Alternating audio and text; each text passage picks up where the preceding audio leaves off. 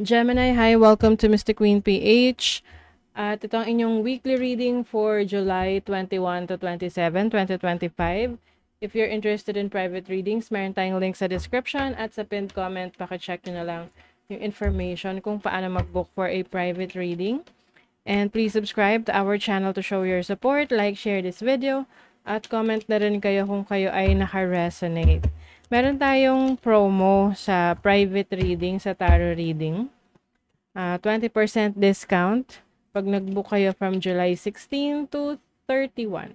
Ayan. So, samantalahin nyo na. Let's see, Gemini, what's the energy for this week? July 21 to 27. 21 to 27.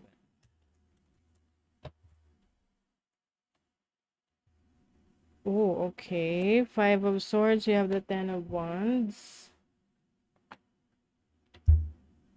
Gemini, how's life going? Mukhang ano ha, kind of challenging ngayon. Yung iba para iba sa inyo. May mga frustration kayo about your situation na gusto nyong umalis sa sitwasyon na yan. Parang feeling nyo masyado ng burdensome, feeling nyo masyado ng marami kayong ginagawa or maraming responsibilities. And aside from that, yung mga nakakasama nyo ay mahirap pakisamahan. Pwedeng merong mga tao dyan na alam mo na, medyo pakailamera. Nangingialam sa buhay mo or sa mga decisions mo. Lalo na kung yung iba sa inyo medyo naguguluhan din kung ano yung path na tatahakin ninyo. Pwedeng na-overwhelm kayo sa mga nagbibigay ng advice or ng suggestion sa inyo. When it comes to relationship, I see some challenges here kasi parang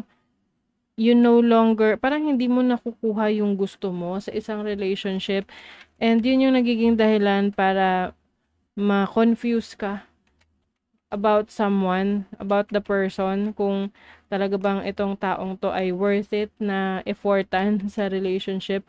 Kahit na anong relasyon to, no? Pwedeng romantic, family, or platonic, no? Let's see, what is the 5 of Swords? The Hermit, oh. You are reassessing your situation ngayon. Pwede kasing merong form of betrayal, no? Meron kang taong pinagkatiwalaan na akala mo totoo yung kanyang intentions towards you. This can be a romantic partner, can be a water sign, Cancer, Scorpio, Pisces. So some of you medyo talaga, no, conflicting yung energies at the moment. But there's still something good na nakikita ko rito, which is kung iibahin nyo yung focus nyo, yung attention ninyo. I know yung iba sa inyo sa personal yung buhay, relationships, connections with others, medyo challenging. But when it comes to your career, your finances, merong magandang oportunidad sa inyo. So, mas maganda na ibaling nyo na lang sa iba yung attention nyo kaysa magpaka-stress kayo sa isang tao or sitwasyon ngayon. This is about expansion. So, maaring merong pag-unlad pagdating sa source of income mo. May pag-unlad pagdating sa business mo. Meron din ako nakikitang contract signing, collaboration with others. So, maaring may offer for collaboration or business partnership. Yung iba, may opportunity for contract signing, like papasok kayo sa isang agreement. You have Saturn in Cancer in the 4th house. Saturn is about restrictions.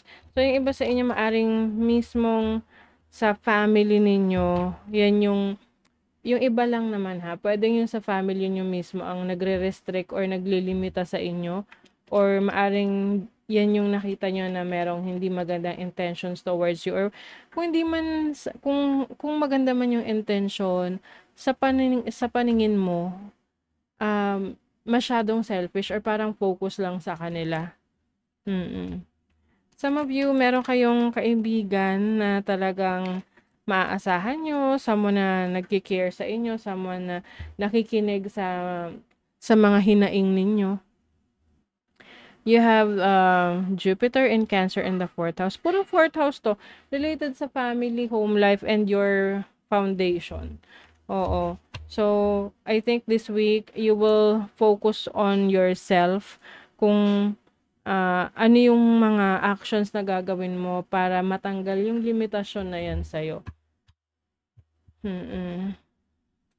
Let's see what else. Maaaring meron ka ring kakausapin na mahal sa buhay. Can be romantic sa family or friend na doon ka talaga magsasabi ng nararamdaman mo. Some of you, pwedeng lilipat kayo ng bahay or ng lugar na tinitirahan ninyo. Iiwas muna kayo sa gulo, sa stress, sa conflict na kinalalagyan ng iba sa inyo. Mountain, talagang medyo may challenge talaga for some of you, Gemini.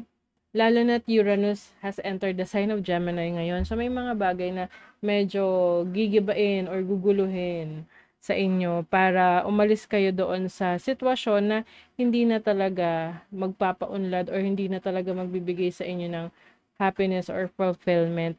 And huwag kayong mag-alala kasi meron kang sapat na lakas para harapin yan. Uy, 'di ba? You are freeing yourself. Kasi nga, tinan mo, merong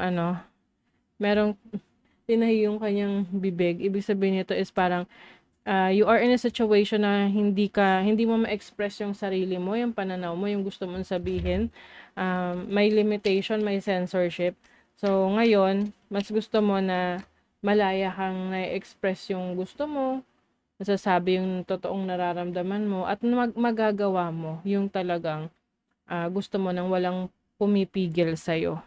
Yes, itong trees na to is about your community, no? Hahanap ka ng grupo, community, or yung mga taong susuporta sa'yo na tatanggap sa'yo for who you really are at makikinig sa mga sinasabi mo or makikinig sa mga hinaing mo or sa mga saloobin mo. So, you're going to find the right people, the right community na magbibigay ng support sa'yo. Space, diba? The quality of your life has more to do with what you remove from your life than what you add to it. Give yourself the gift of space. So, ayun na nga. Ngayon kasi, maaring you are letting go of the things or situations sa buhay mo that is not aligned to your goals para magkaroon ka ng space para sa mga bagong plano, bagong oportunidad, no? Na magdadala sa'yo sa iyong pangarap, sa iyong goal sa buhay. Ayan. So, that is your reading, Gemini. Thank you so much. See you again.